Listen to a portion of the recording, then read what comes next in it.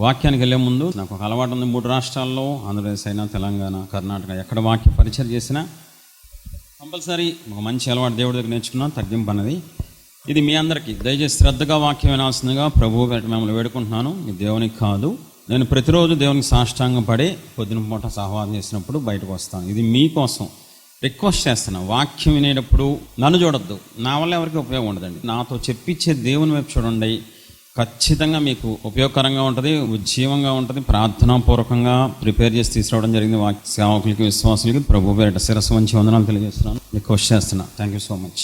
వాక్యంలోకి వెళ్దాం. చాలా పవర్ఫుల్ వాక్య సందేశం, విలువైంది, 100 కోట్ల సందేశం. ప్రభు ఈ నీచుణ్ణి అల్పుణ్ణి సిలువ చేటున 100% మరుగు చేయండి. నా వల్ల ఎవరికి ఉపయోగం ఉండదు. మీ మాట నా నోట ఉంచి మీ ప్రజలకి నాకు కావాల్సిన అమూల్యమైన సందేశాన్ని మీరే మాకు అనుగ్రహించమని యేసయ్య పరిశుద్ధమైన నామములో వేడుకుంటున్నాం పరమ తండ్రి. మత్తయి సువార్త 3వ అధ్యాయం 2వ వచనం.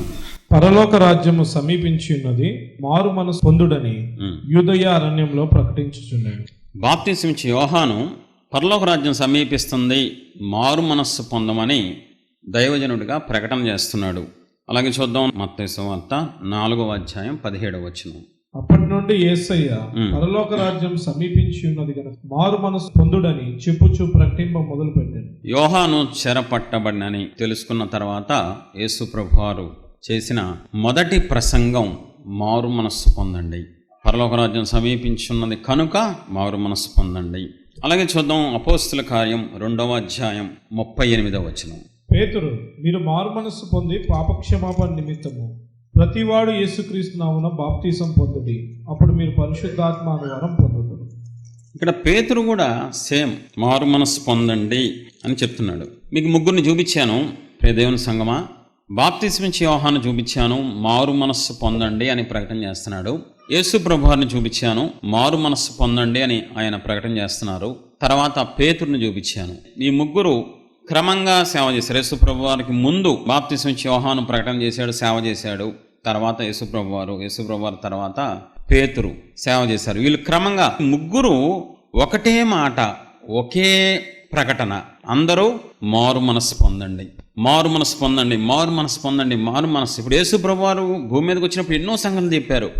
4 సువార్తలు పరిశీలిస్తే ఎన్నో చాలా విలువైన విషయాలు చెప్పారు. కానీ దేనితో మొదలుపెట్టారన్న చాలా ప్రాముఖ్యమైన విషయం, మారు మనస్సుతో మొదలుపెట్టారు. ఆయన మారు మనస్సుకి ఎక్కువ ప్రాధాన్యత ఇచ్చినట్లు కనబడుతుంది.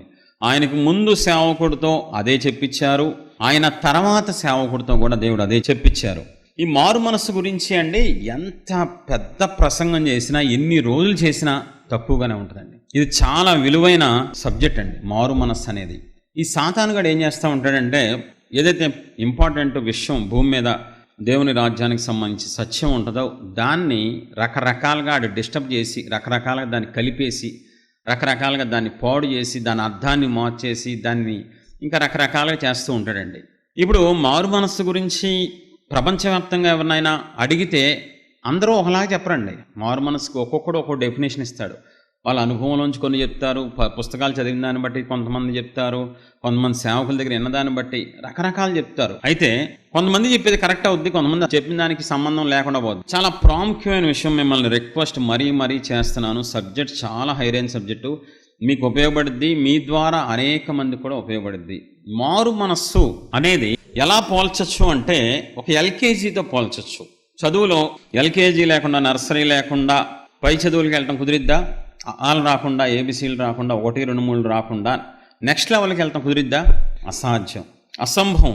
మారు మనస్సు అనేది ఒక ఎల్కేజీతోనో లేదా నర్సరీతో సమానం. ఇంకా పోల్చాలి అంటే మారు మనస్సు అనేది ఒక బిల్డింగ్ కడటానికి కింద పునాది లాంటిదండి. పునాది ఎంత కరెక్ట్గా ఉంటుందో, ఎంత బలంగా ఉంటుందో, ఎంత స్ట్రాంగ్గా ఉంటుందో, పైన అంతస్తులు 10 వేసుకోవచ్చు, 20 వేయచ్చు, 30, 40, 50 వేసుకోవచ్చు. పునాది సరిగ్గా లేకపోతే ఇంతే సంగతులు. నేటి క్రైస్తవ సమాజంలో ఎందుకు సరిగ్గా ఉండట్లేదు క్రైస్తవులు? ఎందుకు సేవకులైనా సరి అయిన సేవ చేయలేకపోతున్నారు? ఫెయిల్యూర్ ఎందుకు వస్తుంది? ఎందుకు ఎదగట్లేదు? ఎందుకు ఫలించట్లేదు? మనం దీన్ని పరిశీలిస్తే క్రైస్తవ జీవితంలో అడుగుపెట్టిన ఒక వ్యక్తికి మారు మనసు అనుభవం ఉండట్లేదు. చాలా ప్రాముఖ్యమైన విషయం, దయచేసి ముందుకెళ్ళే కొద్ది మీకు బాగా అర్థం అవుద్ది. మారు మనస్సు అనేది ఒక పునాది లాంటిది. పునాది లేకుండా పై కట్టచ్చా? అసాధ్యం. అందుకని యేసు ప్రభువారు అంత స్పష్టంగా పరిచర్య చేయమని చెప్పలా, లేకపోతే నా కోసం శ్రమలు భరించమని ఇంకేం చెప్పాలా? ఫస్ట్ చెప్పిన మాట మారు మనస్సు పొందండి. ఈ మారు మనస్సు ఒకవేళ మనం పొందితే దేవుని స్పందన ఎలా ఉంటుంది చూద్దాం ఒకసారి. లోకాసువార్త 15వ అధ్యాయం 7వ వచనం. అటువలే మారు మనస్సు అక్కర్లేని 99 మంది నీతిమంతుల విషయమై కలుగు సంతోషము కంటే మారు మనస్సు పొందు ఒక్క పాపి విషయమై పరలోకమందు ఎక్కువ సంతోషం కలుగును. మారు మనస్సు పొందు ఒక్క పాపి విషయమై పరలోకమందు ఎక్కువ సంతోషం కలుగును. 10వ వచనం చూద్దాం. అటువలే మారు మనస్సు పొందు ఒక పాపి విషయమై దేవుని దూతల సంతోషం కలుగునని మీతో చెప్పుచున్నాను. ఒకే అధ్యాయంలో 2 సార్లు దేవుడు రాయించారండి. అంటే అర్థం చేసుకోండి మారు మనసుకి ఎంత ప్రాధాన్యత ఉందో. ఏమంటే మారు మనస్సు పాపాత్ములకు కావాలా, పరిశుద్ధులకు కావాలా, చెడిపోయిన వాళ్ళకి కావాలా, నీతిమంతులకు కావాలా మారు మనస్సు? కాబట్టి ఇది చాలా ప్రాముఖ్యం. ఒక పాపి మారు మనస్సు పొంది అని స్పష్టంగా దేవుడు రాయించారండి. ఇప్పుడు పాపి ఏం చేయాలి? దేవుళ్ళలోకి వచ్చి మారు మనస్సు పొందాలి. ఒకవేళ మారు మనస్సు పొందితే దేవుడు ఎలా స్పందిస్తారంట? పరలోకంలో దేవుడు దేవదూతలారా రండి నాతో పాటు ఆనందించండి. ఏమైంది ప్రభువా? నా కుమారుడు ఒకప్పుడు పాపిగా ఉన్నాడు, ద్రోహిగా ఉన్నాడు, చెడిపోయి ఉన్నాడు, కానీ ఇప్పుడు మారు మనసు పొందాడయ్యా, ఆనందించండి, సంతోషించండి, నాతో పాటు పండుగ చేసుకోండి. అంత ఆర్భాటం ఉంటుందంట పరలోకంలో. ఈ భూమి మీద ఒక వ్యక్తి నిజమైన మారు మనస్సు, పరిపూర్ణమైన మారు మనస్సు, దేవునికి ఇష్టమైన మారు మనస్సు పొందితే పరలోకంలో దేవుడు తన దూతలతో సహా సంతోషిస్తారంట, ఆనందిస్తారంట, ఆర్భాటం చేస్తారంట. దేవునికే సమస్త మహిమ కలుగునుగాక. ఇంకా ముందుకెళ్దాం. అసలు మారు మనస్సు పొందితే ఏం జరిగింది? హెబ్రీ 12:17. ఏశావు ఆ తర్వాత ఆశీర్వాదం పొందగోరి కన్నీళ్లు విడుచుచు దానికోసరము శ్రద్ధతో వెతికినను మారు మనస్సు పొంద అవకాశం దొరకక విసర్జింపబడినని మీరు ఎరుగుతుంది. ఇందులో డైరెక్ట్గా పాయింట్ దొరకదు, కానీ ఇండైరెక్ట్గా దొరికింది. తీసుకోవాలి మనం పాయింట్. బైబిల్ అంతా ఒకలాగా ఉండదండి. 10 ఆజ్ఞలలో ఒక ఆజ్ఞ ఎలా ఉంటుంది తెలుసా? నీ దేవుడైన యెహోవా నామమును వ్యర్థముగా ఉచ్చరింపకూడదు. యెహోవా తన నామమును వ్యర్థముగా ఉచ్చరింపు వాడిని నిర్దోషిగా ఎంచారు. డైరెక్ట్గా రాయించచ్చుగా, దోషిగా ఎంచుతారు అని రాయించచ్చుగా, కానీ రివర్స్లో రాయించారు, నిర్దోషిగా ఎంచరు. 2 నెగిటివ్లు, నిర్దోషి ఎంచరు. అలా ఎందుకు రాయించారు? ఆయన ఇష్టం, మనం ఎవరం?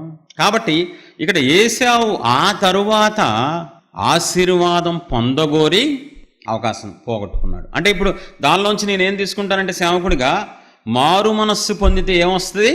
ఆశీర్వాదం వస్తుంది. దేవుడిచ్చే ఆశీర్వాదం. అది మనుషులు సంపాదించుకునేది కాదు. దేవుడి దృష్టికి చాలా విలువైంది మారు మనస్సు అనేది.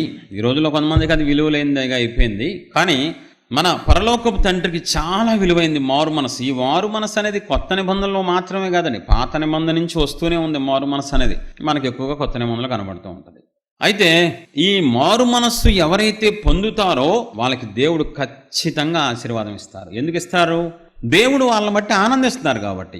పరలోకంలో దేవదూతలతో కలిసి ఆనందించేంతగా ఒక వ్యక్తి ఉన్నాడు కాబట్టి దేవుడు ఒక వ్యక్తిని బట్టి ఆనందిస్తే ఖచ్చితంగా ఆశీర్వదిస్తారు. ఇప్పుడు ఈ లోకపు తల్లిదండ్రులు ఉన్నారనుకోండి, పిల్లల ప్రవర్తన బట్టో, పిల్లల చదువుని బట్టో, ఇంకా దేన్ని బట్టి ఆనందం వస్తే ఏం చేస్తారు? దబిడి కొట్టేస్తారు వీపు మీద. వీపు విమానం మూత మోగిస్తారా? లేకపోతే ఇంకో గిఫ్ట్, ఇదిగో బండి, ఇదిగో కారు, వాళ్ళ స్తోమతను బట్టి ఏదోటి ఇస్తారా? ఎవరా? ఒక పాపి మారు మనస్సు పొందితే ఖచ్చితంగా ఆశీర్వాదం ఇస్తారు దేవుడు, అందులో డౌటే లేదు. తర్వాత చూద్దాం అపోస్తలుల కార్యం 2:38 చూసి మళ్ళీ ఒకసారి చూద్దాం.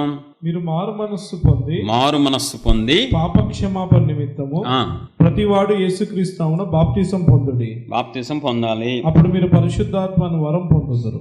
మారు మనస్సు, పాపక్షమాపణ, బాప్తిసం ఈ క్రమంలో కరెక్ట్గా ఎవరైతే పొందుతారో దేవుడు వాళ్ళకి ఏమిస్తారంట? తన ఆత్మనిస్తారంట. ఇంకా ఆత్మ నడిపింపు అద్భుతంగా ఉంటుంది, ఆత్మ కార్యాలు అద్భుతంగా ఉంటాయి, ఇంకా దేవుని శక్తి వేరేగా ఉంటుంది. పరిశుద్ధాత్మ దేవుడు మీ మీదకి వచ్చినప్పుడు మీరు శక్తి నొందెదరు. దావీదు సింహాన్ని చంపడానికి దేవుడు తన ఆత్మ చేత శక్తినిచ్చారా? సంసోను సింహాన్ని చీల్చడానికి దేవుడు శక్తినిచ్చారు. గొప్ప గొప్ప కార్యాలు చేశారు ఆత్మ సహాయం చేత. ఖచ్చితంగా మారు మనస్సు పొంది పాపక్షమాపణ కరెక్ట్గా ఎవరైతే పొందుతారో వాళ్ళకి దేవుని ఆత్మ, పరిశుద్ధాత్మ దేవుడు వాళ్ళలోకి వచ్చి నడిపిస్తారు. ఒకవేళ కరెక్ట్గా ఈ క్రమంలో లేకపోతే అప్పుడు ఆత్మ వస్తుంది. సాతాన్ గడు చాలా రెడీగా ఉంటాడు. ఆడు ఎప్పుడు చూసినా దేవుని పిల్లల్ని ఎలా డిస్టర్బ్ చేయాలి, ఎలా మోసం చేయాలి, వాడు కుయుక్తి కలిగినోడండి. హవ్వని చాలా అవలేలాగా డిస్టర్బ్ చేసి మోసం చేశాడు. అందుకని పౌలు అంటాడు, మీలో ఎవరినైనా అవ్వని మోసం చేసినట్లు సాతాన్ మిమ్మల్ని కూడా ఎక్కడ మోసం చేస్తాడో అని నాకు భయం వేస్తుందని పౌలు అంటాడు. కాబట్టి క్రమంగా మారు మనస్సు, పాపక్షమాపణ, బాప్తిసం కరెక్ట్గా ఉంటేనే పరిశుద్ధాత్మ దేవుడు వస్తారు. వచ్చిన దేవుడు ఖాళీగా ఉండరు. పరిశుద్ధాత్మ దేవుడు మనలోకి వస్తే ఖచ్చితంగా మనకి వరాలు ఇస్తారు, అభిషేకాలు ఇస్తారు, ఆధిక్యతలు ఇచ్చి తన రాజ్యాన్ని కట్టించుకుంటారు. దేవునికి మహిమ కలుగుగాక. నేను చెప్పక తప్పదు, ఈ క్రమం మిస్ అవ్వటం వల్ల దేవుని ఆత్మ సహాయం చేత భాషలు మాట్లాడకుండా 90% ప్రపంచవ్యాప్తంగా నేను ఒక రాష్ట్రాన్నో ఒక ప్రాంతాన్ని బేస్ చేసి మాట్లాడట్లా, యూనివర్సల్గా మాట్లాడుతున్నాను. మారు మనసు లేనోళ్ళు కూడా భాషలు మాట్లాడేస్తారు. భాషలు ఈ రోజులో చాలా ప్యాషన్ అయిపోయింది. నీకు భాషలు వచ్చా? వచ్చు. నిన్ను తిట్టడం అనే భాష వచ్చు. ఏంటి మారు మనసు లేనోడు భాషలు మాట్లాడితే అది దురాత్మ భాషలు అవుతాయి. సాతాను గడు వరాలు ఇస్తాడు తెలుసా మీకు? అసలు సాతాన్ అనేవాడు వాడి తాలూకా సేవకులు రెడీ చేసాడు తెలుసా మీకు ఆ విషయం? వాడే అభిషేకించి పంపిస్తాడు తెలుసా మీకు విషయం? చాలా నేర్చుకోవాలి మనం. నేర్చుకుంటానికి చాలా ఉంది ఈ భూమి మీద. ఇంకా విశ్వాసుల గురించి చెప్పాలి. పాస్టర్లకే వాక్యాలు నేర్పిస్తారండి. 4 మాటలు చెప్పి, అమ్మ ఇలా ఉన్నావు, తమ్ముడు ఇలా ఉన్నావు, అవును బైబిల్లో ఇలా రాసి ఉంది కదా, దానిలో ఇలా చెప్పాడు కదా, నాకు అన్నీ వచ్చు. అస్సలు అలా ఉండకూడదు. ఖచ్చితంగా ఎక్కువ వినాలి. సేవకుల దగ్గర మాట్లాడద్దని నేను అంటలా. కొంతమంది ఎక్కువ మాట్లాడేస్తారు, అసలు అవకాశం సేవకులకు ఎవరు. అలా ఉండద్దు. కాబట్టి చాలా ప్రమాదం ఉందండి. దేవుని ఆత్మ ప్లేసులో సాతానుగాడు భ్రమపరిచే ఆత్మను పంపించి దర్శనాలు చూపిస్తాడు. అబద్ధ కళ్ళ బైబిల్లో ఉన్నాయి, అబద్ధ దర్శనాలు ఉన్నాయి, అబద్ధ ప్రవచనాలు ఉన్నాయి. చాలా జాగ్రత్తగా ఉండాలి మనం. మన ఆత్మను చాలా జాగ్రత్తగా కాపాడుకోవాలి. కాబట్టి ఒక పాపి మారు మనస్సు పొందితే దేవుడు పరలోకంలో ఆనందిస్తారు. ఆనందించడమే కాదు, వాళ్ళకి ఖచ్చితంగా ఆశీర్వాదం ఇస్తారు. ఆశీర్వాదం ఇవ్వటమే కాదు, వాళ్ళకి ఆత్మనిచ్చి ఆత్మ ద్వారా కృపా వరాలు ఇస్తారు, అభిషేకాలు ఇస్తారు, ఆధిక్యతలు ఇచ్చి వాళ్ళని సిద్ధపరుస్తూ వాళ్ళ ద్వారా అనేక మందిని సిద్ధపరిచి అందరినీ పరలోకానికి తీసుకెళ్దామని ఆయన ఉద్దేశం అండి. మరి ఆపోజిట్ కోణం కూడా తెలుసుకోవాలి కదా మనం. మారు మనస్సు పొందితే దేవుడు ఆనందిస్తారు. ఒకవేళ ఒక పాపి ఎంతకాలమైనా మారు మనస్సు పొందలేదనుకోండి, వాళ్ళని బట్టి దేవుడు ఎలా స్పందిస్తారో చూద్దాం. ఇప్పుడు మత్తయి సువార్త 11వ అధ్యాయం 20-21 వచ్చింది. పిమ్మటి ఏ పట్టణములలో ఆయన విస్తారమైన అద్భుతములు చేసెనో ఆ పట్టణంలో వారు మారు మనస్సు పొందకపోవటం వలన ఆయన వారిని ఇట్లు గద్దింపసాగాను. గద్దించారంట. వచ్చిన ఉందా లేదా? గద్దింపసాగాను. నెక్స్ట్ ఏమంటున్నారు చూద్దాం. అయ్యో కొరాజీనా, అయ్యో కొరాజీనా, అయ్యో ఆయన బాధ, ఆయన వేదన. అయ్యో ఎందుకురా మీరు మారు మనసు పొందరేంట్రా బాబు, మారు మనసు పొందరేంట్రా బాబు. అయ్యో బెత్సయిదా, మీ మధ్యను చేయబడిన అద్భుతములు, మీ మధ్య చేసిన అద్భుతాలు తూరు సీదోను పట్టణంలో చేయబడిన ఎడల ఆ పట్టణంలో వారు పూర్వమే గోనపట్ట కట్టుకొని బూడిద వేసుకొని మారు మనస్సు పొందిందురు. ఈ మాట చెప్పాలని చాలా బాధగా ఉందండి. దేవుని సేవకుడిగా దేవుడు ఒక వ్యక్తి పట్ల ఎందుకండి కార్యాలు చేస్తారు, అద్భుతాలు చేస్తారు, స్వస్థతలు, విడుదల ఇస్తారు. అర్హత యోగ్యత లేకపోయినా ఎందుకు అద్భుతాలు చేస్తారో తెలుసా? మీరు సాక్ష్యాలు చెప్పమంటే హల్లెలూయా హల్లెలూయా అని ముసుగేసుకుని సాక్ష్యాలు చెప్తారు కదా. మాకు అద్భుతం జరిగింది, మమ్మల్ని రక్షించారు, అనారోగ్యం నుంచి కాపాడారు, దేవుడు అద్భుతం చేశారు, డాక్టర్లు చేతులు ఎత్తేసారు, మా పిల్లలు చదువుతారనుకోలేదు. సరే, వెంటనే దేవుడు ఏమడుగుతారు తెలుసా? అద్భుతాలు చేశాను కదా, మారు మనసు పొందావా అని అడుగుతారు వెంటనే. నేను నీకు అద్భుతం చేసింది ఎందుకో తెలుసా? సాక్ష్యం మాత్రమే చెప్పడానికి కాదు, నువ్వు మారు మనస్సు పొందడానికి. ఈ వచనాలు ఎవరు ధ్యానించరేమో, తక్కువ మంది ధ్యానిస్తారేమో. ఇక్కడ ఏముంది తెలుసా? మీ పట్ల చేసిన అద్భుతాలు వేరే వాళ్ళకి చేస్తుంటే ఈ పాటికి వాళ్ళు ఏం చేసేవాళ్ళంట? కొన్ని సంవత్సరాలుగా వస్తూనే ఉంటారు కొంతమంది క్రైస్తవ్యంలో. అలా వస్తారు, వెళ్తారు, అద్భుతాలు జరిగినాయి అంటారు, కార్యాలు అంటారు. మా ఆయనకి దేవుడు రక్షించారండి, యాక్సిడెంట్ తప్పించాను, ఓకే మంచిదే. మారు మనసు పొందావా? ఆయన అడిగేది అదే. మారు మనస్సుకే దేవుడు ఎక్కువ ప్రాధాన్యత ఇస్తారు. అదే ప్రకటన చేయమని సేవకులకు చెప్పారు, అదే యోహాన్తో చెప్పించారు, అదే పేతురుతో చెప్పించారు, మళ్ళీ పౌలుతో కూడా అదే మారు మనసు గురించి రిపీట్గా చేపిస్తూ ఉంటారు. కాబట్టి ఆయన దుఃఖపడతారు. ఒక పాపి పరిపూర్ణ మారు మనస్సు పొందకపోతే ఖచ్చితంగా దేవుడు దుఃఖపడతారు, దేవుడు ఏడుస్తారు, దేవుడు బాధపడతారు. ఒకవేళ నిన్ను బట్టి దేవుడు ఏడ్చారనుకో, నీకు ఇంతే సంగతులు. ఒక ఫార్ములా మీకు చెప్తాను సేవకుడిగా. దేవుడు మనల్ని బట్టి ఏడిస్తే మనకి ఏడుపు మిగిలిద్ది, ఆయన మనల్ని బట్టి సంతోషిస్తే మనకు సంతోషం మిగిలింది. పాత నిబంధనలో సౌలును బట్టి దేవుడు బహుగా పశ్చాత్తాపడ్డారు. ఎందుకురా బాబు ఈయన్ని రాజుగా చేశానని పశ్చాత్తాపడ్డారు. పశ్చాత్తాపడిన తర్వాత ఏం జరిగిందండి? దురాత్మ ఒకటి వచ్చి సౌలును వెరపించాను. ఇప్పుడు ఆయన ఏడ్చారు, మనోడు ఏడవడం మొదలుపెట్టి అవమాన పాలైపోయాడు. రాజుగారికి దెయ్యం, అరే దెయ్యం పట్టింది నా రాజుగారికి, అయ్యో ఆయన మనల్ని బట్టి ఏడ్చారా, మన బతుకంతా ఏడుపుగా మిగిలిపోద్ది. గుర్తుపెట్టుకోండి, ఆయన మనల్ని బట్టి ఆనందిస్తే జీవితాంతం మనం ఆనందిస్తాం, పరలోకంలో కూడా ఆనందిస్తాం మనం. కాబట్టి మన టార్గెట్ అంతా దేవుడై ఉండాలి. ఆయన మనల్ని బట్టి ఆనందిస్తున్నారా లేక దుఃఖపడుతున్నారా? ఇంకా చూపిస్తాను చూడండి. ఒకవేళ మారు మనసు పొందకపోతే ఏం జరిగింది? లోకాసువార్త 13వ అధ్యాయం 3-5 వచనాలు. కారణం మీతో చెప్పుచున్నాను, మీరు మారు మనస్సు పొందని ఎడల మీరందరూ అలాగే నశింతురు. మారు మనస్సు పొందకపోతే మీరు నాశనం అయిపోతారు. స్పష్టంగా రాయించేశారు బైబిల్లో. 5వ వచనం, మీరు మారు మనస్సు పొందని ఎడల మీరందరూ అలాగే నశింతురు. నశించిపోతారంట, నాశనం అయిపోతారంట, చరిత్రలో మిగలరంట, ఏం ఉండదంట చెప్పుకుంటానికి. అంత సీరియస్గా దేవుడు యాక్షన్ తీసుకుంటారు మారు మనసు పొందకపోతే. అంతేకాదు, ఇంకా ఎంత స్పష్టంగా రాయించారు చూడండి. ప్రకటన గ్రంథం 2:16, కావున మారు మనస్సు పొందము, లేని ఎడల నేను మీ యొద్దకు త్వరగా వచ్చి నా నోటి నుండి వచ్చి ఖడ్గం చేత వీరితో యుద్ధం చేసేది. నువ్వు త్వరగా మారు మనస్సు పొందకపోతే నేను వచ్చి నా నోటి నుంచి వచ్చి ఖడ్గం చేత యుద్ధం చేస్తాను. ఇంకా దారుణంగా ఉంటుంది. 5వ వచనం, నీవు ఏ స్థితిలో ఉండి పడితేవో అది జ్ఞాపకం చేసుకుని మారు మనస్సు పొంది ఆ మొదటి క్రియలను చేయుము. అట్లు చేసి నీవు మారు మనస్సు పొందితేనే సరి, లేని ఎలా నేను నీ వద్దకు వచ్చి నీ దీపస్తంభం దాని చోటు నుండి తీసుకు. ఇంకా దారుణమైన విషయం, వినటానికే భయం తీసుకొచ్చే విషయం. నువ్వు త్వరగా మారు మనస్సు పొందకపోతే నేను వచ్చి నీ దీపస్తంభాన్ని తీసేస్తాను. చాలా వార్నింగ్స్ ఇస్తున్నారు దేవుడు. మారు మనస్సు పొందితే ఆశీర్వాదం వస్తుంది, మారు మనస్సు పొందకపోతే జీవితం అంతా నాశనం అయిపోద్ది. మారు మనస్సు పొందితే దేవుడు ఆనందిస్తారు, మారు మనస్సు పొందకపోతే దేవుడు దుఃఖపడతారు. మారు మనస్సు పొందితే దేవుడు మెచ్చుకుంటారు, ఘనత ఇస్తారు, గౌరవం ఇస్తారు. మారు మనస్సు పొందకపోతే దేవుడు వార్నింగ్ ఇస్తున్నారు, త్వరగా వస్తా, ఖడ్గం పాలు చేస్తా, లేదా నీ దీపస్తంభాన్ని తీసి పారేస్తాను. అంత ఇంపార్టెంట్ విషయం మారు మనస్సు అది. ఇంకోటి చూడండి, చాలామందికి ఈ విషయం తెలీదు. మారు మనస్సు అనేది ఒక విషయంలో మాత్రమే పొందేది కాదండి. మారు మనస్సు అనేది ఒక పెద్ద ప్యాకేజ్ లాంటిది. ఒక ప్యాకేజ్ లాంటిది తప్ప సింగిల్ విషయంలో కాదు. ఇప్పుడు ఎగ్జాంపుల్, ఒక వ్యక్తి సినిమాలు సీరియల్ విషయంలో మారు మనసు పొందాడు అనుకోండి, జీవితంలో మళ్ళీ చూడటం మానేసాడు, అక్కడితో అయిపోకూడదు. అది ఆ విషయంలో మాత్రమే. మరి అబద్ధాల విషయంలో మారు మనసు పొందాలి, గర్వం విషయంలో మారు మనసు పొందాలి, చెడ్డ వ్యసనాల విషయంలో పొందాలి, చెడ్డ స్వభావాల విషయంలో పొందాలి, అన్నిట్లో పొందాలి మారు మనసు. చాలామంది 1-2 మార్చుకొని దాన్నే ఎక్కువ రిపీట్ చేసుకుంటూ ఇంకా అందుట్లోనే మునిగిపోతారు. కానీ ఇంకా ఏ విషయాల్లో మారు మనసు పొందాలి ప్రభువా నాకు చూపించండి అని అడిగే వాళ్ళు ఉండరండి. ఆ 2-3 మార్పులు ఏదైతే ఉంటారో దేవుళ్ళో వచ్చిన తర్వాత వాటినే గొప్పగా చెప్పుకొని, వాటినే సాక్ష్యం, వాటినే ప్రార్థనలో, వాటినే ఫ్రెండ్స్కి, వాటినే ఆత్మీయులకు చెప్పేసుకొని మిగతా విషయాల్లో మాత్రం పొందరు. ఒకసారి చూడండి, 2 కొరింథీ 12:27 చూడండి ఒకసారి. మునుపు పాపం చేసి తాము జరిగించిన అపవిత్రత, జారత్వము, పోకిరి చేష్టల నిమిత్తము మారు మనస్సు పొందని అనేకులను గూర్చి దుఃఖపడవలసి వచ్చునేమో అని భయపడుచున్నాను. మొత్తం తీసుకోకర్లేదు, అక్కడ ఒక లైన్ తీసుకుంటే సరిపోతుంది. ఏ విషయంలో మారు మనసు పొందాలంటున్నాడు పౌలు? మునుపు పాపము చేసి తాము జరిగించిన అపవిత్రత, జారత్వము, పోకిరి చేష్టల నిమిత్తం. ఇప్పుడు మారు మనస్సు అనేది ఎప్పటి నుంచి పొందాలి, ఏ విషయాల్లో పొందాలి, క్లారిటీ రావాలండి. మన ఊహ తెలిసిన దగ్గర నుంచి చేసిన ప్రతి పాపం విషయంలో మారు మనసు పొందాలి.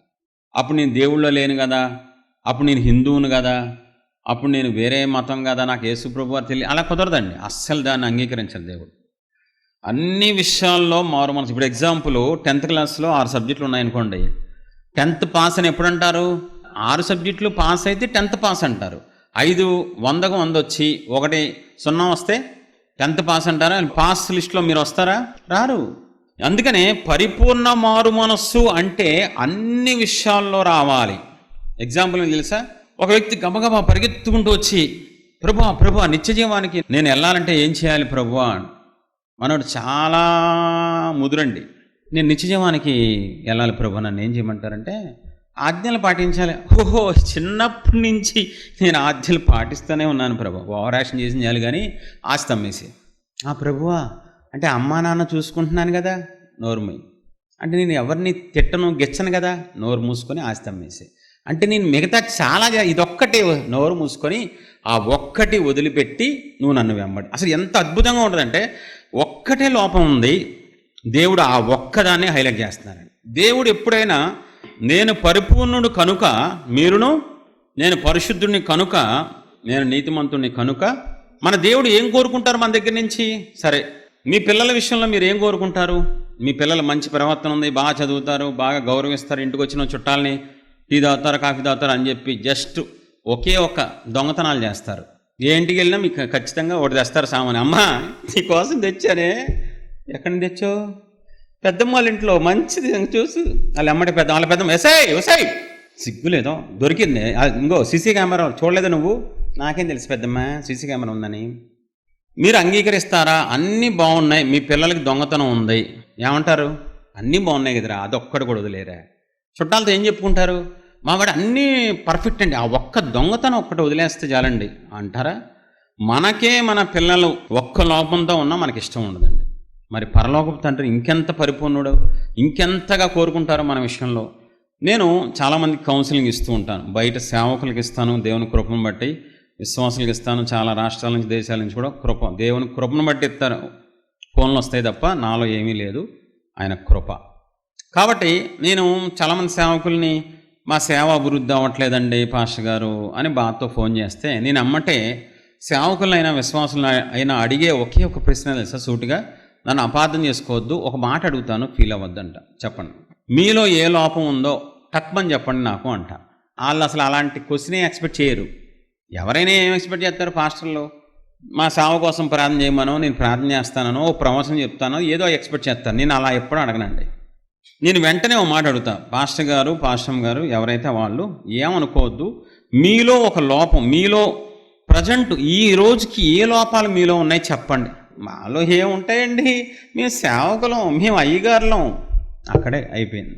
ఏదో ఒక లోపం ఉంటుంది, మనం ఇంకా పరిపూర్ణతలోకి వెళ్ళలేదు, ఇంకా క్రీస్తు సారూప్యం మనం దాల్చుకోలేదండి.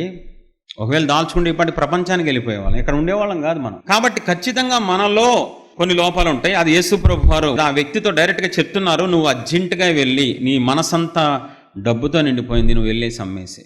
ఎదురోళ్ళ లోపాలు చెప్పడం చాలా ఈజీ, పక్క సేవకుల లోపాలు చెప్పడం చాలా ఈజీ, పక్కనున్న ఆత్మీయుల్లో ఏలెత్తి చూపించడం చాలా ఈజీ. కానీ మనలో ఏ లోపం ఉంది? అందుకని పౌలు అంటాడు, మనల్ని మనమే విమర్శించుకుందాం.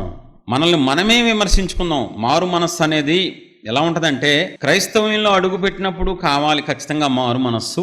ఆ తర్వాత ముందుకెళ్తున్నప్పుడు కూడా ఖచ్చితంగా మనం పడిపోతాం. ఏదో విషయంలో దావీదు పడిపోలేదా? అబ్రహాం పడిపోలేదా? పెద్ద భక్తులే పడిపోయారు. అలా పడిపోయినప్పుడు మళ్ళీ మనం తిరిగి లేచి మారు మనస్సు పొంది సెట్ అవ్వాలి. ఇది ఒకసారికి అయ్యేది కాదు, జీవితకాలం సేవకులకైనా విశ్వాసులకైనా మారు మనస్సు ఖచ్చితం, కంపల్సరీ. దయచేసి అర్థం చేసుకోండి. అందుకని ప్రకటన గ్రంథంలో కూడా మత్తయి సువార్తతో మొదలుపెట్టిన దేవుడు మారు మనస్సు గురించి ప్రకటన గ్రంథంలో కూడా రాయించారండి. సంఘాలు కూడా స్పష్టంగా, నీలో ఈ మంచి ఉన్నాయి కానీ ఒకటి చెడు ఉంది, నీలో కొన్ని తప్పుదనాలు ఉన్నాయి, నీలో కొన్ని లోపాలు ఉన్నాయి, సరి చేసుకో. దీన్ని బట్టి మనం ఏం అర్థం చేసుకోవచ్చు? మారు మనస్సు అనేది ఒక సబ్జెక్టులోనో ఒక విషయంలోనో మాత్రం కాదు, అన్ని విషయాలలో మనం మార్పు చెంది మారు మనస్సు పొందాలి. మారు మనస్సు అనేది ఒక ప్యాకేజ్ అండి. ఇంకోటి, మారు మనస్సు ఎవరిస్తారు? ఇది చాలామంది తెలియదండి.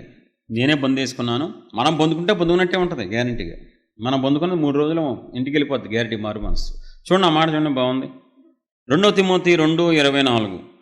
సత్య విషయమైన అనుభవ జ్ఞానం వారి కలుగుటకై దేవుడు ఒకవేళ ఎదురాడు వారికి మారు మనస్సు దయచేయను.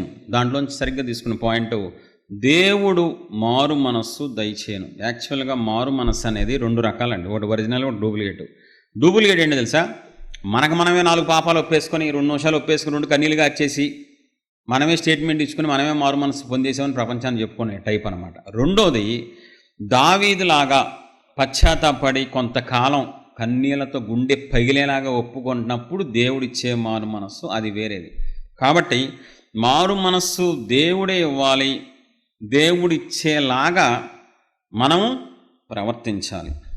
బైబిల్ ప్రకారం మారు మనస్సు అనేది ఒక వ్యక్తికి ఎలా వస్తుంది? మన వాళ్ళు చాలామంది చెప్పేస్తారు, మారు మనస్సు అండి, ఒకరోజు మీలాంటి పాస్టరే వాక్యం చెప్తూ ఉండగా మారు మనస్సు వచ్చేసింది నాకు. సూపర్ కదా. ఒక అతను పాట పాడుతున్నాడండి, ఏం పాడుతున్నాడండి, సూపర్ పాడుతున్నాడు, పాట పాడుతూ ఉండగా నాకు మారు మనసు వచ్చేసిందండి అని ఒకళ్ళు. సరే, ఇలా బైబిల్ చదువుతూ ఉండగా ఒక వెలుగొచ్చి నన్ను తాకేసి మారు మనసు వచ్చేసిందండి. మారు మనస్సు అంత ఈజీగా రాదు. నోటుతో ఏది చెప్పను, బైబిల్ చూపించి నేను మీకు ఏదైనా చూపిస్తాను. 2 కొరింథీ 7:10. ఒకవేళ అలా రాదు అని చెప్పను కానీ అక్కడ స్టార్ట్ అయ్యి ముందుకెళ్ళాలి. ఆ ఒక్క సన్నివేశంతో మారు మనస్సు రాదు. దైవ చిత్తానుసారమైన దుఃఖము దైవ చిత్తానుసారమైన దుఃఖము రక్షణార్థమైన మారు మనస్సును కలుగజేయును. రక్షణార్థమైన మారు మనస్సును కలుగచేయును. ఈ మారు మనస్సు దుఃఖమును పుట్టించదు, అయితే లోక సంబంధమైన దుఃఖము మరణమును కలుగచేయును. ప్రియదేవుని పిల్లరా, ఒక వ్యక్తికి మారు మనస్సు ఎలా వస్తుంటే ఒక పాట వినటం వల్ల, ఒక వాక్యం వినటం వల్ల రాదండి. ఒక వ్యక్తి దేవుని సహాయంతో గుండెలు పగిలే అంతగా ఏడ్చి ఏడ్చి ఏడ్చి ఏడ్చి కన్నీళ్ళు రావాలి, హృదయం ముక్కలైపోవాలి. చాలా హై రేంజ్లో మనం గనక దేవుని పాదాలు పట్టుకొని కన్నీళ్లు కార్చి దుఃఖపడి దేవుణ్ణి ఎంత బాధ పెట్టామో ఆయన వైపుకి వెళ్ళి కన్నీళ్లతో కొంతకాలం ఏడిస్తే తప్ప మారు మనసు రాదండి. దావీదు ఒక్క వ్యక్తితోనే వ్యభిచారం చేశాడు, ఒక వ్యక్తిని చంపించాడు. మరి ఎంతకాలం ఒప్పుకున్నాడండి దావీదు? హై రేంజ్లో ఉన్నాడు, అభిషిక్తుడు, దేవునితో సహవాసం కలిగినవాడు, దేవుని చేత శభాష్ అనిపించుకున్నాడు. అయినప్పటికీ పాపం చేశాడు కాబట్టి, దేవుణ్ణి దుఃఖపెట్టి శత్రువులు ఎదురు తలదించుకునేలా చేశాడు కాబట్టి కొంతకాలం పట్టింది తప్ప ఒక్క రోజులో మారు మనసు రాలేదండి. ఎలాంటి మారు మనసు వచ్చింది తెలుసా? మళ్ళీ లైఫ్లో బెత్షెబా విషయంలో తప్ప ఇంకా జీవితంలో పాపం చేయలేదండి. దైవ చిత్తానుసారమైన దుఃఖం ద్వారా అంత కృప వచ్చింది. కాబట్టి దయచేసి ఈ విషయంలో నేను మొదటే చెప్పాను స్టార్టింగ్లోనే, మారు మనస్సు అంత ఈజీగా అర్థం కాదు, కన్ఫ్యూజ్ అవ్వద్దు, ముందుకెళ్తే మీకు క్లారిటీ వస్తుంది. ఒకవేళ ఒక వ్యక్తి మారు మనస్సు పొందితే అపోస్తుల కార్యం 26:20 ఏముంటో తెలుసా? క్రియలు ఉండాలి. జస్ట్ నీ మారు మనస్సు పొందేసి అని చెప్పేసి క్రియలు లేకపోతే అది మారు మనస్సు అవ్వదు. అపోస్తులు 26:20. తర్వాత రెండోది మత్తయి 3:7 మారు మనస్సుకు తగిన ఫలము ఫలించండి. ఒక వ్యక్తి మారు మనస్సు పొందితే ఖచ్చితంగా ఫలం ఉండాలి. ఆ మారు మనస్సుకు తగ్గట్లుగా మనలో ఫలం కానీ ఫలింపు కానీ లేకపోతే మనం మారు మనస్సు పొందినట్టు కాదు.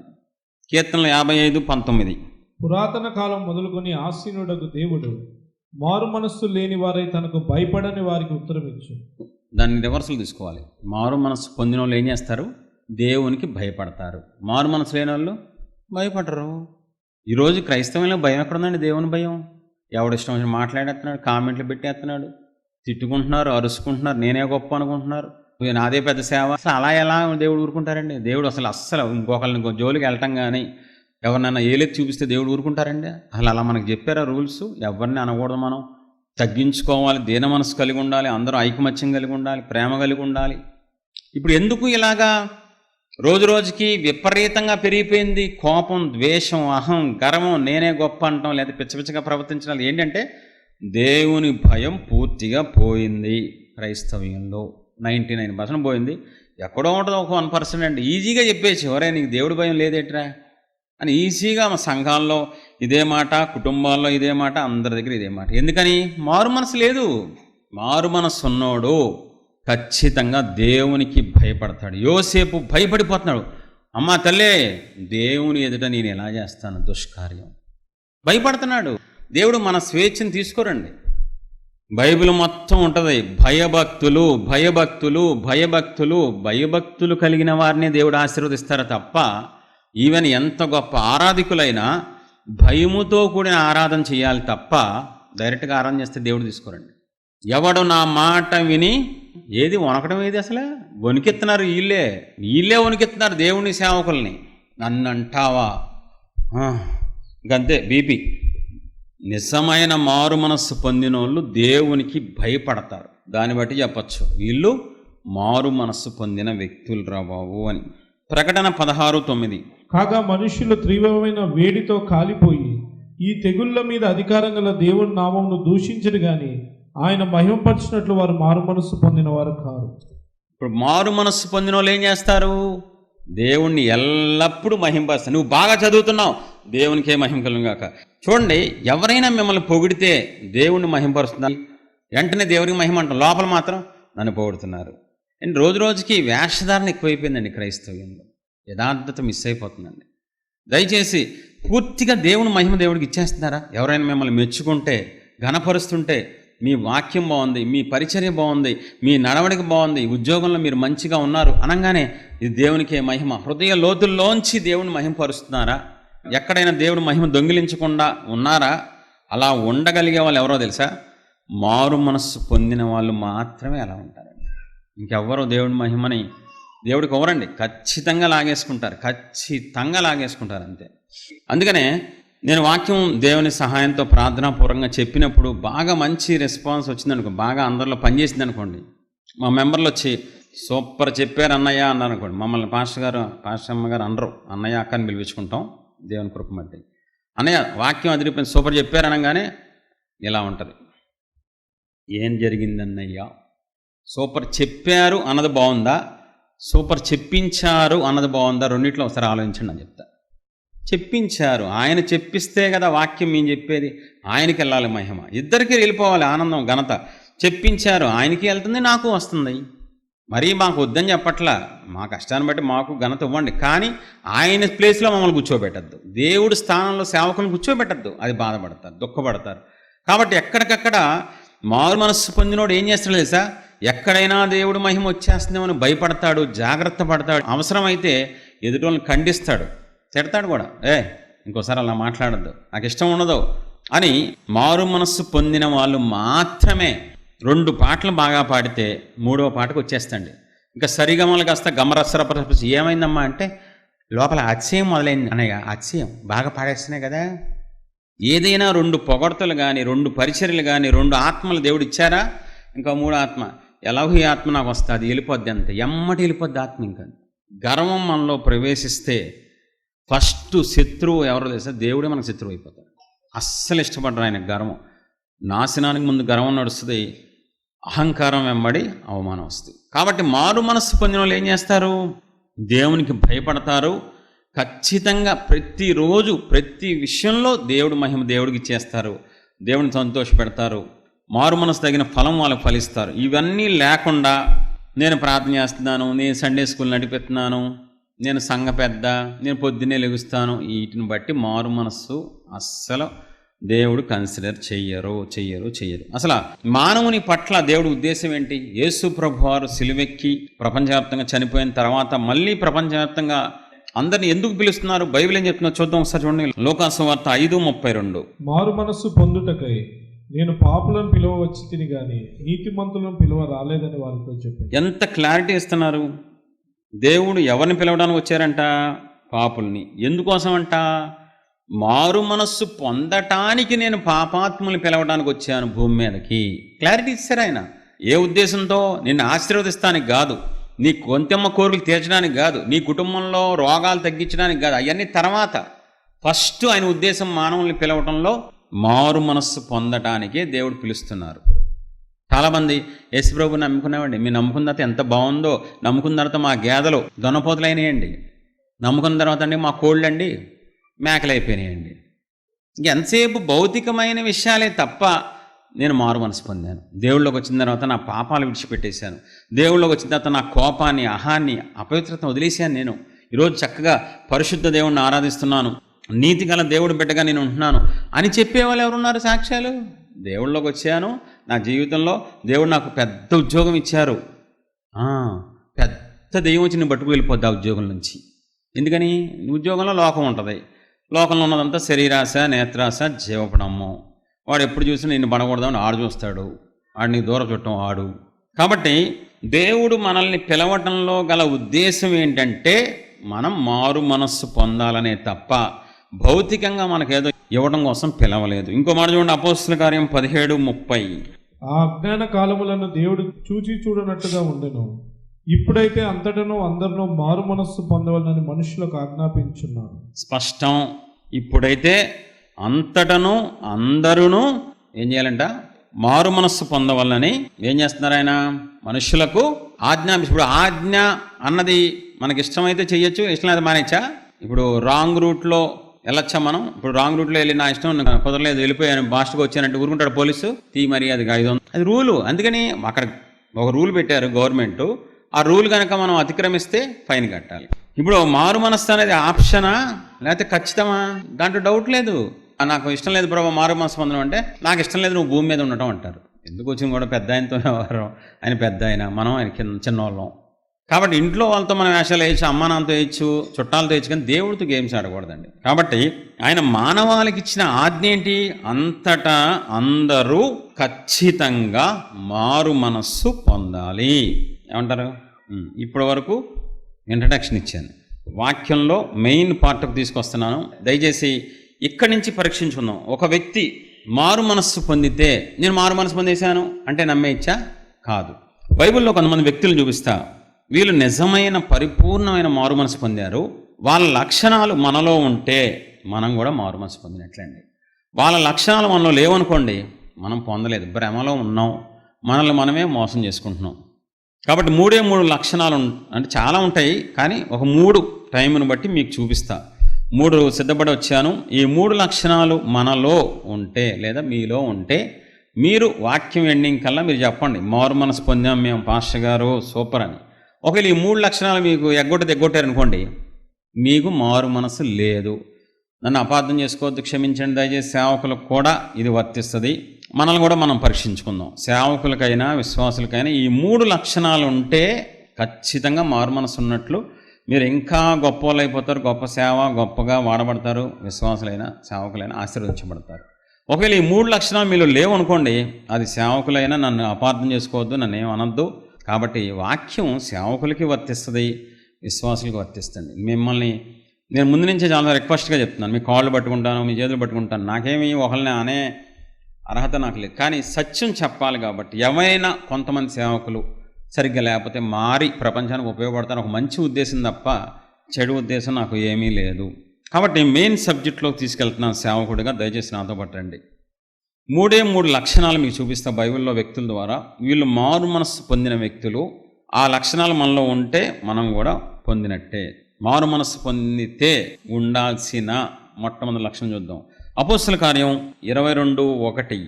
సహోదరులారా, తండ్రులారా, నేనిప్పుడు మీ ఎదుట చెప్పు సమాధానం ఆలకించుడి. 4-5 వచనాలు. ఈ మార్గంలో ఉన్న పురుషులను స్త్రీలను బంధించి చెరసాల్లో వేయించుచు మరణం వరకు హింసించి తిని ఇందును గూర్చి ప్రధాన యాజకుడును పెద్దలందరూ నాకు సాక్షులై ఉన్నారు. చాలు. ఇదే పౌలు మళ్ళీ వేరే చోట చెప్తున్నాడు. 26వ అధ్యాయం 2వ వచనం 9వ వచనం. అగ్రిప్పరాజా, తమరు యూదులలో ఉండు సమస్తమైన ఆచారములను వివాదములను విశేషంగా ఎరిగిన వారు కనుక నజరేయుడైన యేసు నామమునకు విరోధముగా అనేక కార్యములు చేయవాలని నేను అనుకుంటున్నాను. యేసు నామమునకు విరోధముగా అనేక కార్యాలు చేయాలనుకున్నాను, కొన్ని చేశాను. మధ్యలో దేవుడు దమస్కు దగ్గర నన్ను సంధించారు.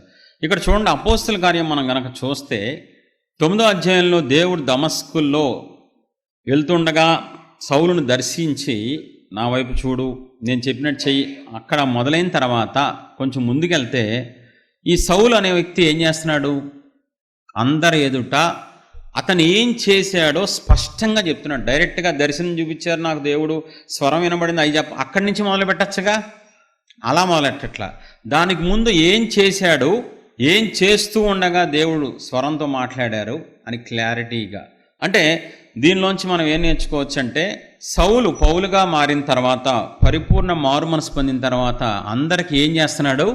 తన పాపాన్ని చెప్తున్నాడు. ఏం చేశాడు, ఎంతగా చేశాడు, పాపాన్ని అందరి ఎదుట ఒప్పుకొని దేవుణ్ణి మహింపరుస్తున్నాడు.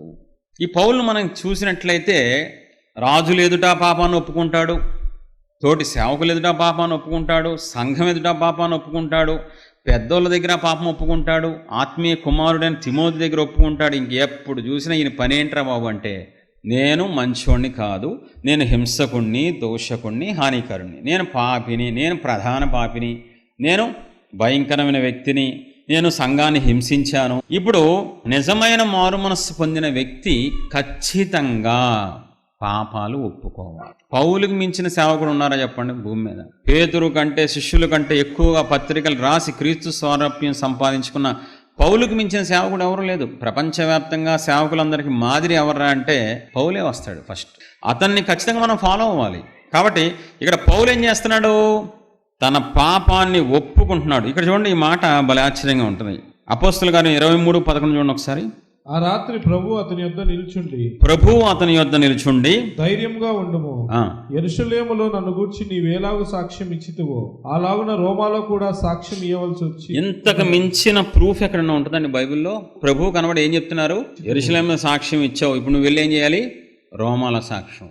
ఇప్పుడు సాక్ష్యం అంటే బంగారం ఇచ్చారు, దేవుడు బిల్డింగ్ ఇచ్చారు, ఉద్యోగం ఇచ్చారు, పిల్లల్ని ఇచ్చారు, ఇదేనా? ఇప్పుడు యేసు ప్రభు వారు ఏమంటారు? పౌలు కనబడి, నువ్వు యెరూషలేములో ఇచ్చావు, సాక్ష్యం రోమలో కూడా ఇవ్వాలి. అసలు సాక్ష్యం అంటే నేటి క్రైస్తవం ఇలా అయిపోయింది తెలుసా? నాకు జలుబు తగ్గించారు, గజ్జీదామ తగ్గించారు, జాలిం నోషం లేకుండా పోయింది నాకు. ఈ కాదు సాక్ష్యాలంటే. పౌలు చెప్పింది సాక్ష్యం, సమరయ స్త్రీ చెప్పింది సాక్ష్యం, అవి సాక్ష్యం. అలాంటి సాక్ష్యాల ద్వారా దేవుడికి మహిమ వస్తుంది తప్ప మిగతా వాటిని బట్టి దేవుడు అంతగా కోరుకోరు. అవన్నీ చిన్న చిన్న విషయాలండి. దేవుడు తన మహిమ ద్వారా స్వస్థతలు ఇస్తారు, విడుదలిస్తారు, అది ఇంపార్టెంట్ కాదు. మనం మారడం ఇంపార్టెంట్, మనం మారు మనసు పొందడం దేవుడికి ఇష్టం అండి. కాబట్టి పౌలుకి చెప్పిన దేవుడు మనం చెప్పరా, పలానా ప్రాంతానికి వెళ్ళి నువ్వు నీ పాపాన్ని ఒప్పుకోమని చెప్తారు. ప్రేరేపణ వస్తే మనం పట్టించుకోం. ఎందుకని? పాపాలు ఒప్పుకుంటే చీప్ అయిపోతాం కదా.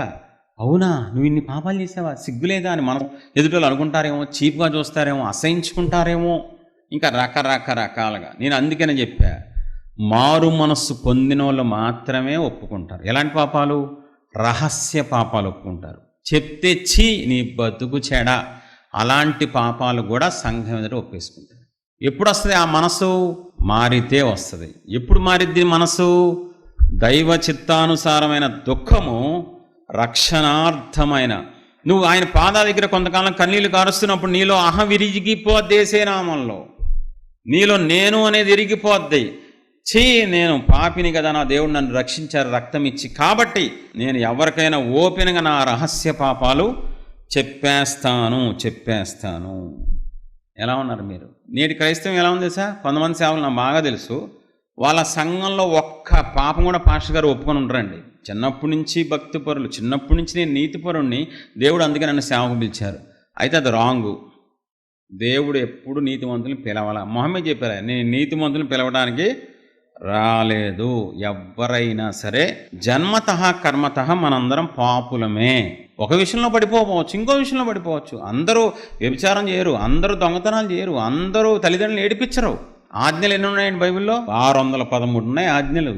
613లో ఏ ఒక్కటి తప్పినా పాపం చేసినట్టే, ఏ పాపం చేసినా శాపం వచ్చేది. అంత ఈజీగా బైబిల్ అర్థం కాదు. చాలామంది వాళ్ళ సంఘాల్లో తన పాత జీవితం, ఇలాంటి జీవితం, నేను చెడిపోయాను, తాగుబోతుని అని చెప్పి దేవుని మహింపరచరండి. అసలు అది కరెక్ట్ సేవే కాదు. మారు మనస్సు పొందినోడు 100కి 100% ఖచ్చితంగా పౌలులాగా పాపాన్ని ఒప్పుకొని దేవుని మహింపరుస్తారండి. అయితే కొంతమంది ఉంటారు, ఇది రకరకాల గ్రూపులు అండి. ఇలా పాపాలు ఒప్పుకున్నాం అనుకోండి, ఫస్ట్ టైం ఒకసారి ఒప్పుకుంటారు అంతే, మళ్ళీ జీవితంలో ఒప్పుకొని ఇంకంతే అయిపోయింది. ఫస్ట్ అది లాస్ట్, ఇంక తాళం వేసేస్తారు అంతే, అయిపోయింది. ఇంక మళ్ళీ జీవితంలో పాపాలు ఒప్పుకో. ఎన్నిసార్లు ఒప్పుకుని చిచ్చి ఏంటా పాపాలు, గుర్తు చేసుకోకూడదు పాపాలు. ఒక నానుడు ఎక్కువ ఉంది క్రైస్తవ్యంలో. నన్ను ఒకళ్ళు ప్రశ్నించి, ఏంటంటే పాస్టర్ గారు మాట్లాడితే పాపాలు అంటారు. ఏమని ఇష్టం మీరు, ఏ సాహసం మీదండి? దేవుడు ఏం చెప్పారండి? వీపు వెనక వేసుకుంటా అన్నారు కదా, జ్ఞాపకం చేసుకో అన్నారు కదా అన్న. నీకే అంత జ్ఞానం ఉంటే దైవజనుడికి మాకెంత ఉంటుంది అభిషేకం జ్ఞానం? దేవుడు జ్ఞాపకం చేసుకో అన్నారు కానీ నిన్ను జ్ఞాపకం చేసుకోవద్దని చెప్పారా బాబాయ్ అన్న. బైబిల్లో ఏం రాసుంది? నేను నీ పాపాలు ఇక మీద జ్ఞాపకం చేసుకోను, నీ పాపాలన్నీ నేను నా వీపు వెనకేసానని దేవుడు చెప్పారు. నిన్ను జ్ఞాపకం చేసుకోవద్దని దేవుడు ఎక్కడ చెప్పలా? ఇంకా అర్థం కాలేదా? దేవుడు ఆయన జ్ఞాపకం చేసుకోవాలని చెప్పారు కానీ మనల్ని జ్ఞాపకం చేసుకొని అహంకారంలో గర్వాంధులుగా మారిపోమని చెప్పలా. మనం పాపాన్ని ఒప్పుకుంటే ఎన్ని లాభాలు వస్తాయో తెలుసు. అసలు పాపం ఒప్పుకోవడం లాభాలు సరి తెలియక నేటి క్రైస్తవం ఒప్పుకోవట్ల. పాపాన్ని ఒప్పుకుంటే ఫస్ట్ దేవుడి నామం హెచ్చించబడిద్దండి, బాగా ఆకాశం అంతా హెచ్చించబడిద్దండి దేవుడి నామం. అరే, చెడిపోయిన వాళ్ళం, జీవితాన్ని నాశనం చేసిన మనకి దేవుడు కృప చూపించి ఇంత ఆధిక్యత ఇచ్చినప్పుడు, నేను ఇలాంటోణ్ణి, నన్ను దేవుడు ప్రేమతో క్షమించారు, ఆ కనికర సంపన్నుడు నన్ను కనికరించారని చెప్పకపోతే దేవుడికి మహిమ ఎలా వెళ్తుందండి? దేవుణ్ణి ప్రేమించే వాళ్ళు మాత్రమే దేవుణ్ణి హెచ్చిస్తారు, లేకపోతే హెచ్చించరు. ఫస్ట్ ప్రయోజనం ఏంటి? దేవుడికి మహిమ ఘనత వెళ్ళిపోద్దండి. రెండోది ఏంటి? మనం ఎవరో మనకు గుర్తుంటుందండి. ఈరోజు కొంచెం వాడబడితే, కొంచెం సంఘ పెద్దలో లేకపోతే సీనియర్స్ అయితే ఇంకొచ్చేసింది ఏంటిది? అహంకారం, గర్వం. ఎవరో తెలుసా? నేను సీనియర్. దేంట్లో? నరకానికి వెళ్తాంలోనా? ఎదిగే కొద్దీ ఒదగాలి. అబ్రహాము, దావీదు వీళ్ళు హై రేంజ్కి వెళ్ళే కొద్దీ దీనులు అయిపోయారు, ఇంకా దీనులుగా మారిపోయారు. కానీ ఎవరు నేను గొప్ప అహంకారంతో గర్వంతో ఎవరు లేరండి. పాపాన్ని మనం ఒప్పుకున్నప్పుడల్లా మన పాత స్థితి గుర్తొస్తుంది. అయ్యో, ఇలాంటి స్థితి కదా నాది, దేవుడు ఎంత కృప చూపించారు కదా. అప్పుడు మనకు అహం రాకుండా ఉంటుంది. పాపాన్ని ఒప్పుకోవడం వల్ల ఎదుటోళ్ళకి విశ్వాసం వస్తుంది. తెలుసా మీకు? మనం ఒక పాపంలోంచి బయటకు వచ్చామనుకోండి, దేవుడి కృప వల్ల ఆ పాపం చేసిన వాళ్ళకి వెళ్ళి, ఇదిగో నేను కూడా ఈ పాపంలోంచి, నీ పాపంలోంచి బయటకు వచ్చి, అవునా ఈ పాపం నుంచి బయటకు రావచ్చా, దేవుడు అవకాశం ఇస్తారా, దేవుడు బయట తీసుకొస్తారా, ఎదుటోళ్ళకి విశ్వాసం వస్తుంది. మనం పాపాలు ఒప్పుకుంటే చాలా ప్రయోజనాలు ఉంటాయి. అది హృదయం తెరవబడిన వాళ్ళకి మాత్రమే తెలుస్తుంది. ఇంకోటి చూడండి, చాలామంది పాపాలు ఒప్పుకోమంటే ఒప్పుకుంటారు. ఎలా తెలుసా? పాపిని ప్రభువా, ఘోర పాపిని. నువ్వు ఏ పాపం చేసావు ఎడుగు నాయనా. పాపాలు చాలా రకాల పాపాలు ఉంటాయి. అదింట్లో పర్టికులర్గా ఏ పాపం చాలా తెలివిగా నైస్గా డ్యాన్సులు వేస్తారు మనోళ్ళు. పౌలు స్పష్టంగా ఎవరెవరిని ఏడిపించాడు? ఆడవాళ్ళని ఏడిపించాను, నేను పిల్లల్ని ఏడిపించాను, బంధించాను, మరణము వరకు వాళ్ళని హింసించాను. అరే ఎంత స్పష్టంగా పోసగుచ్చినట్లు ఒప్పుకుంటున్నాడు. మీకు తెలుసు కదండి పాస్టర్ గారు, ఆడంటే నాకు ఇష్టం ఉండదండి. ఆడెవడో అస్సలు ఆడు చాలా చిరాకండి. ఆడెవడో అసలు ఆడి పేరు ఎత్తితేనే నాకు జర్రులన్నీ ఇలాగా కింద నుంచి పైకి. ఎవడమ్మాడు? మా ఆయనండి. ఇందాక నుంచి ఆడాడంది, నాతో కూడా ఆడనిపించేసావా నువ్వు? మర్మంతో కూడిన పాపం ఒప్పుకోలు చేపించి మనలో ఆత్మ ఉందా, అభిషేకం ఉందా అని టెస్టింగ్ చేస్తూ ఉంటారు కొంతమంది. అసలు ఎలాంటి వాళ్ళు దొరికారంటే నాకు సేవలో నోటితో రానివ్వరు. మీకు తెలుసు కదండి, అందరికి ఉండే బలహీనత నాకు ఉంది. అందరికి ఉండే బలహీనత ఏంటి? అది పేరు ఏమిటి ఉంటుంది కదా దానికి. అందరికి ఉండే బలహీనత ఏంటి? తాగుడో, వ్యభిచారమో, లేదా దొంగతనం, ఏదో పేరు ఉంటుంది కదా దానికి. ఒక పుస్తకం నేను చదివాను, దెయ్యములు వెళ్ళగొట్టే సంథింగ్ ఏదో బుక్ ఉంటుంది. అందుట్లో ఆ పాస్టర్ గారు రాశారండి ఒక లైను. ఆ బుక్లో రాసిన పాయింట్, పాపానికి కొత్త పేర్లు పెట్టద్దు, ఉన్నట్టుగా పాపాన్ని నోడుతో ఒప్పుకోండి. ఇప్పుడు చూడండి, ఎక్స్పోజింగ్ డ్రెస్సులకి లేటెస్ట్ ట్రెండ్ అంటున్నారు. అది పాపం. ఎక్స్పోజింగ్ డ్రెస్సే అనాలి లేటెస్ట్ ట్రెండ్. వాళ్ళు అన్యులు, వాళ్ళు అగ్నిగుండాన్ని పోతారు. మనకెందుకు? మనం ఏ పాపం చేశామో, తల్లిదండ్రులు ఏడిపించాం. ఎలా చెప్పాలి? నేను నా తల్లిదండ్రులు ఏడిపించాను, బహుగా ఏడిపించాను, చాలా సంవత్సరాలు ఏడిపించాను, చదువులో ఏడిపించాను, పెళ్లిలో ఏడిపించాను, మా అమ్మ నాన్నకి విరుద్ధమైన పెళ్లి చేసుకున్నాను అంటే క్లారిటీగా ఒప్పుకోవాలనే కదా పౌలుతో దేవుడు రాయించారు. అలా ఒప్పుకోరండి. నేను పాపం చేశాను, నన్ను క్షమించిన ప్రభువా, దేవుడు అంగీకరించరు. చాలా క్లారిటీగా ఉన్నది ఉన్నట్లుగా పోసగుచ్చినట్లు పౌలులాగా పాపాన్ని ఒప్పుకుంటేనే దేవునికి మహిమ వెళ్తుంది, దేవునికి కనికరం మన మీదకి వస్తుంది. కృప చెప్పున ఆయన రక్తం చేత కడిగి శుద్ధి చేస్తారు. నేను విశ్వాసిగా ఉన్నప్పుడు 10 ఏళ్ళ సేవ చేస్తున్నాను. 10 ఏళ్ల కిందట మా పాస్టర్ గారు ఒక వ్యక్తిని పిలిపించారు, మగ వ్యక్తిని. ఆయన ఓన్లీ సాక్ష్యం చెప్తాడు, వాక్యం చెప్పరు. అన్ని ఊళ్ళు తిరిగి ఆంధ్రప్రదేశ్లో అప్పుడులో సాక్ష్యం చెప్తూ ఉంటారు. పిలిచారండి. సర్లే సాక్ష్యం అంటే ఏ టీవీ కొనుక్కున్నానో, లేకపోతే జాబ్ వచ్చింది, ఇలాంటివి చెప్తారనుకుంటా. నేను తాగుబోతోడిని. నాకు తాగుడు అలవాటు అయిపోయి ఎంతగా బానిసనైపోయానంటే, నా భారీ చెవులి బంగారం తీసుకెళ్ళి తాగడబెట్టేసి, అలా నాకు గుర్తునట్లేదు కానీ ఈ లైన్స్ గుర్తున్నాయండి. ఇదేంటి బాబు లెగిపోతాండి ఓపెన్గా, ఇంత అందరి ముందు ఇంత పచ్చిగా. ఇప్పుడు ఇదంతా కొంతకాలం తర్వాత సేవలోకి వచ్చింది, అర్థమైంది. ఉన్నట్లు చెప్పాలి. దేవుడికి దావీదు విషయంలో ఎంత కోపం వచ్చిందండి. రహస్యంగా చేసినందుకు, ఒరే దావీద, నువ్వు చేసిన పనికి అందరూ చూస్తూ ఉండగా అది శిక్ష ఎలాంటిది వేశారండి. కాబట్టి మనం ఒకటి నేర్చుకోవాలి, సాఫ్ట్గా చెప్పేద్దాం, పైపైన పాపాలు చెప్దాం, చీ అనే పాపాలు చెప్పద్దు, అలా చేయకూడదండి. మనం అన్నిటికంటే దేవుడిని ఏ విషయంలో ఎక్కువగా బాధ పెట్టామో, ఎక్కువగా దేవుడు గాయాలు రేపామో అవి క్లారిటీగా స్పష్టంగా చెప్పాలి. సేవకు వచ్చిన కొంతకాలం తర్వాత సేవ చేస్తూ ఉండగా మాకు విజయవాడలో ఒక విశ్వాసి నాకు తెలిసిన అక్క ఉంది. అక్క ఫోన్ చేసి, అక్క దేవుడు నన్ను సేవకుడు వాడుకుంటున్నారు అక్క అని చెప్తున్నప్పుడు, నేను ఇంత పాపాలు చేశాను కదా అక్క అని చెప్పి మాట్లాడితే, ఒరే బాబు ఈ పాపాలని పచ్చికి చెప్పేస్తున్నావు, ఓపెన్గా చెప్తాను. అదేంటి మరి చెప్పాలి కదా, మరి బైబిల్ ప్రకారం పాపాలను నోటితో ఒప్పుకోవాలి కదా. మరి అలాంటి దేవుడు నన్ను రక్షించుకున్నారని చెప్తూ, మీకు విషయం తెలుసా, ఒక నిమిషం ఉండని చెప్పి మా మెంబర్లు కలపంగానే మా విశ్వాసిని, విజయవాడ విశ్వాస అక్కతో, అమ్మ నేను ఎలాంటి వాడిని, నా పాపాలు చెప్పమ్మా అంటే టకటకా మా విశ్వాసం చెప్పేస్తుంది. ఆ రహస్య పాపాలని మీ విశ్వాసం చెప్తుందంటే, మరి సంఘం ఎదురు ఒప్పేసుకున్నాను నేను. సంఘం ఎదురు ఒప్పుకోవాలి. దైవజనుడు అనేవాడు ఒకప్పుడు ఎలాంటోడు, ఎంత నీచుడో, ఎంత అసహ్యమైన వాడో అన్నీ చెప్పాలి. నిజమైన మారు మనసు పొందినోడు ఖచ్చితంగా పాపాలు సంఘం ఎదురు ఒప్పుకుంటాడు. నేనైతే దేవుని కృప వల్ల నా తల్లి ఎదురు ఒప్పుకున్నాను, నా తోడబుట్టిన వాళ్ళ దగ్గర ఒప్పుకున్నాను, సంఘం ఎదురు ఒప్పుకున్నాను. 3 రాష్ట్రాల్లో నేను వాక్య పరిచయం చేస్తున్నాను. నా రహస్య పాపాలు ఒప్పుకుంటూ నేను వాక్య పరిచయం చేస్తున్నాను. దేవునికే సమస్త మహిమ కలుగునుగాక. కాబట్టి దయచేసి మారు మనస్సు పొందిన వ్యక్తి యొక్క మొట్టమొదటి లక్షణం ఏంటి? వాళ్ళు జీవితాంతం పాపాలు ఒప్పుకుంటూ దేవుని మహిమపరుస్తూ సాక్ష్యం చెప్తూ ఉంటారు. పౌలు తిమోతికి చెప్పేటప్పుడు ఏ పదం వాడాడండి? పూర్వము నేను. ఏంటి ఇప్పుడు ఆ మాట ఎవరు పట్టుకోరండి. పూర్వం అంటే మొన్న, పూర్వం అంటే లాస్ట్ ఇయరా, ఎప్పుడో లాంగ్. పూర్వం అంటే పూర్వకాలం అంటారు చూసారా, చాలా లాంగ్లో చేసిన పాపాలు కూడా మళ్ళీ తుమ్మితో చెప్తున్నాడు ఏంటండి? నాకు అర్థం కాదు. అవునా కదా? వాళ్ళ మారు మనసు పొందాం, 1 సంవత్సరం చెప్పామంటే అర్థం ఉంది, ఒక 2-3 ఏళ్ళు చెప్పామంటే అర్థం ఉంది, సేవకు వచ్చిన కొత్తలో చెప్పామంటే అర్థం ఉంది. కానీ పౌలు ఎక్కడదా చెప్తున్నాడు? సేవ ఎండింగ్ వరకు చెప్తూనే ఉన్నాడు. నా ఆత్మీయ కుమారుడు అని తిమోతి నేను ఎవరినో తెలుసా?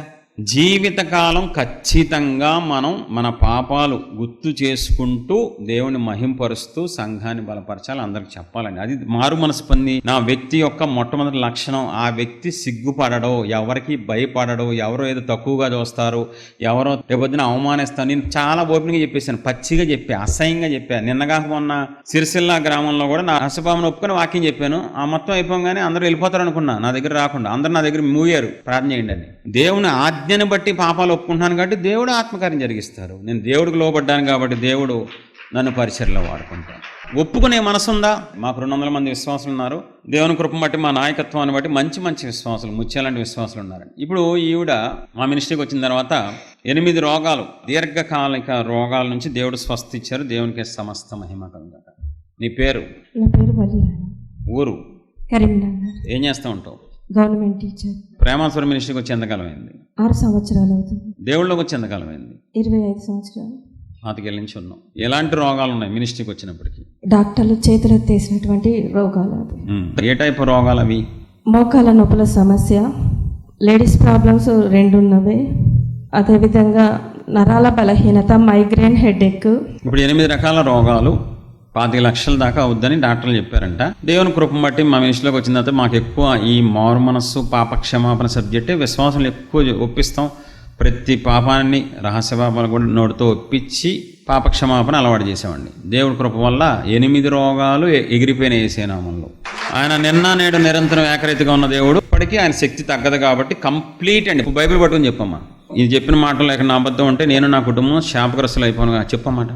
నేను చెప్పిన సాక్ష్యం తప్పైతే నా మీదకి, నా కుటుంబం మీదకి శాపం వచ్చును గాక. దాన్ని ఇప్పుడు చూడండి, అంత క్లారిటీ దేవుని ఎదురు ఉన్నదని చెప్పిస్తున్నాం. ఇప్పుడు ఈవిడ ఏం చేసింది తెలుసా? ఎందుకు అన్ని రోగాలు వచ్చేసినాయి అంటే అహంకారంతో, గర్వంతో జీవించింది ఒకప్పుడు. ఎంత అహంకారం అంటే వీళ్ళ అమ్మగారిని ఏం చేసిందో తన నోటితో చెప్పిద్ది అండి. సంఘంలో చెప్పింది, ఇక్కడ చెప్పిద్ది. మీ నాన్నగారు చనిపోయారా? ఎప్పుడు? 25 సంవత్సరాల క్రితం. దాన్ని మీ అమ్మగారితో నీ ప్రవర్తన ఎలా ఉండేది మినిస్ట్రీకి రాకముందు? చాలా కఠినంగా ఉండేదండి. మా అమ్మ అంటే నాకు చాలా అసహ్యం. మా అమ్మ మాట నేను ఎప్పుడు వినేదాన్ని కాదు.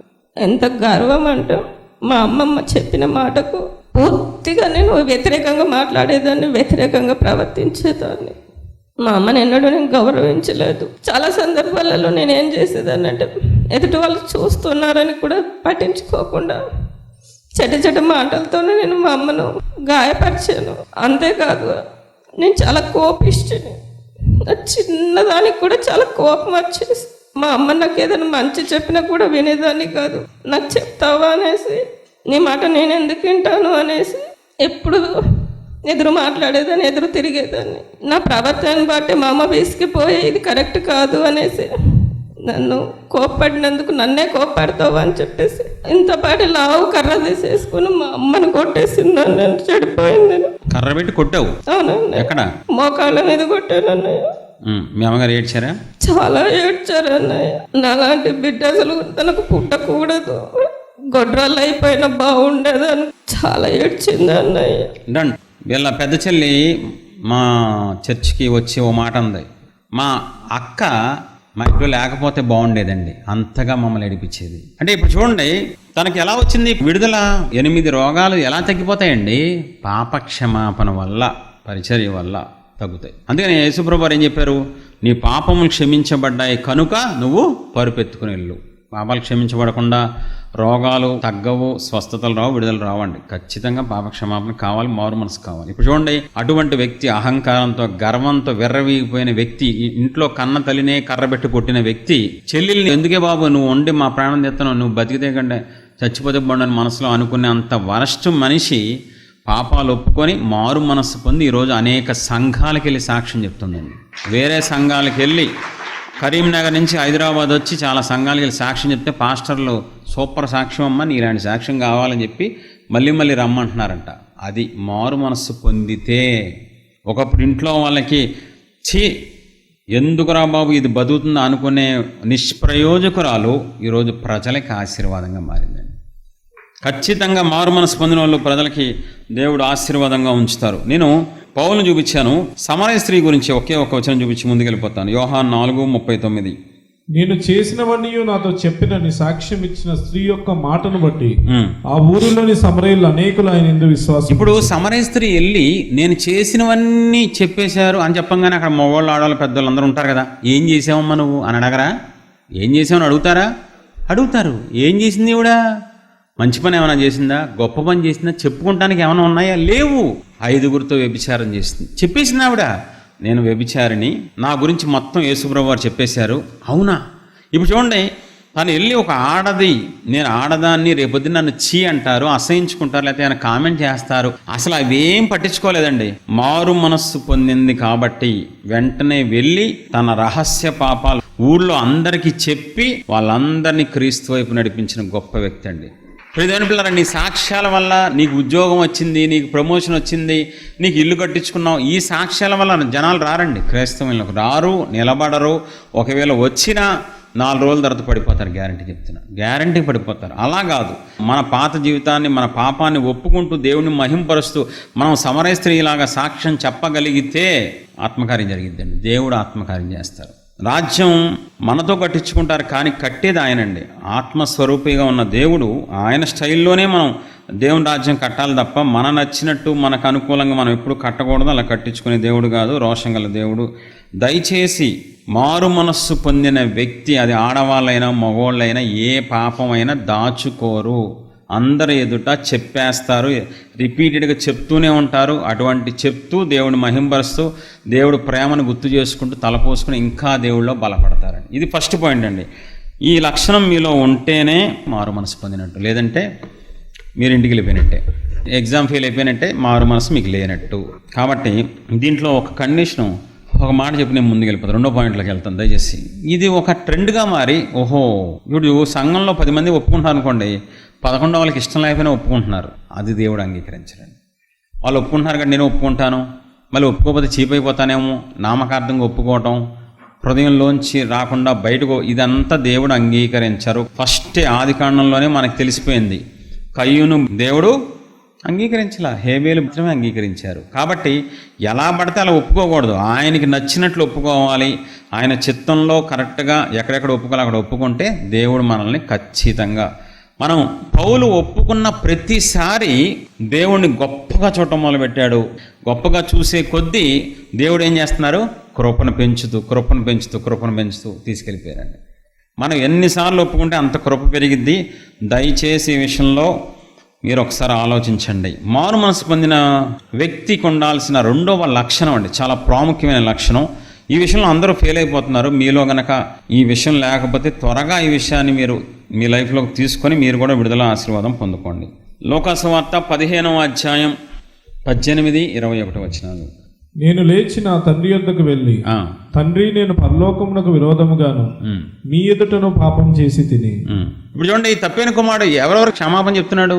లోకపు తండ్రికి మాత్రమే చెప్తున్నాడా? పరలోకపు తండ్రి కూడా చెప్తున్నాడా? మళ్ళీ రిపీట్ చేశారు, గుర్తుందా? మళ్ళీ మనం ముందుకెళ్ళి చదువుకునే టైం లేదు. పరలోకముకి విరోధముగాను. ఇప్పుడు మారు మనస్సు పొందిన వ్యక్తి దేవుణ్ణి క్షమాపణ అడగాలి, మనుషుల్ని కూడా ఖచ్చితంగా క్షమాపణ అడగాలి. మీరు దేవుణ్ణి మాత్రమే బాధ పెట్టారా?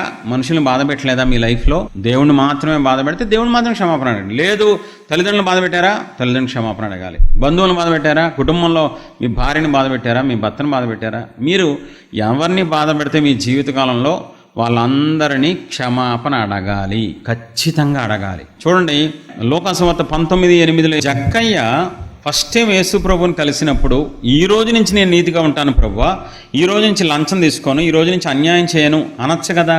కానీ గతాన్ని కూడా సరి చేసుకుంటున్నాడు జక్కయ్య. ఏమంటున్నాడు? ఎవరి దగ్గర ఇంతకాలం నేను అన్యాయంగా తీసుకున్నానో వాళ్ళందరికీ ఇచ్చేస్తాను. అప్పుడు ఆ మాటకి దేవుడు ఎలా స్పందిస్తున్నారు?